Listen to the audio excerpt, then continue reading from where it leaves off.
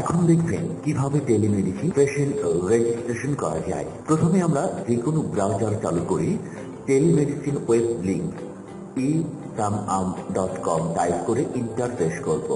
ডানে থাকা লগইনে ক্লিক করব। লগইনে ক্লিকের পর লগইন পাতা আসবে, সেখানে ইউজার আইডি ও পাসওয়ার্ড লগইন করব।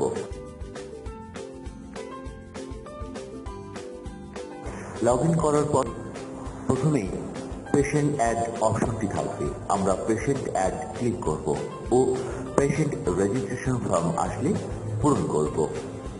প্রথম অংশে নামের প্রথম অংশ ও দ্বিতীয় অংশ নামের পরবর্তী অংশ লিখব।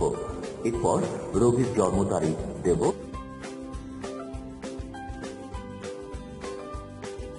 তাহার মোবাইল নম্বর, বৈবাহিক অবস্থা, লিঙ্গ, পেশা, ডায়াবেটিস আছে কিনা, ব্লাড প্রেশার আছে কিনা।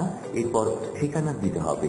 ঠিকানার সময় যে ইউনিয়ন টেলিমেডিসিন রেজিস্ট্রেশন করা সেই ইউনিয়নের নাম অটোমেটিক চলে আসবে। শুধু পোস্ট অফিস, পোস্ট কোড ও গ্রামের নাম দিয়ে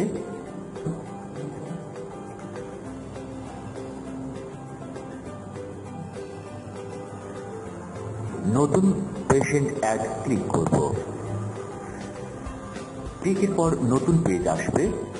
রোগের বিস্তারিত তথ্যের জন্য আরেকটি ফর্ম আসবে। এইখানে রোগীর জন্য ওজন মেপে ওজন বসাবো।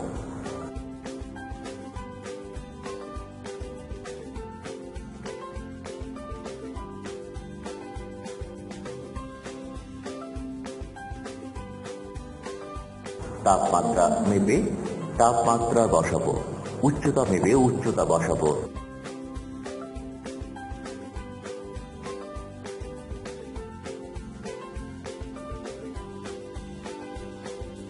ব্লাড প্রেশার মেপে ব্লাড প্রেশারের বসাবো।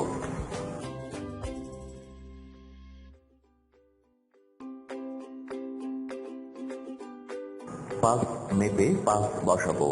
এই তথ্যগুলো দেওয়ার পর কিছু কমন রোগের অপশন দেখা যাবে। রোগীকে জিজ্ঞাসা করে রোগগুলোকে টিক চিহ্ন দেব।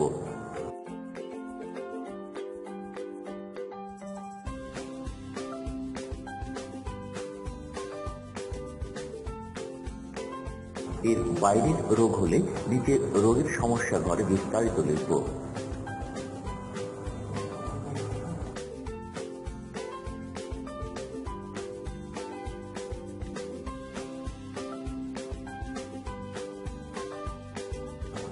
এরপর অনলাইনে থাকা একজন ডাক্তারের নাম, নতুন অ্যাপয়েন্টমেন্ট ক্লিক করব। ব্যাস, কিছুক্ষণের মধ্যে আমরা তথ্য ডাক্তারের কাছে পৌঁছে যাবে।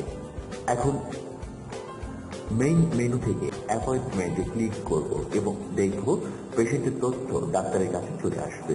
ব্যাস, আজকের মতো আমার কাজ শেষ। ভালো থাকবেন, সুস্থ থাকবেন। আসসালামু আলাইকুম।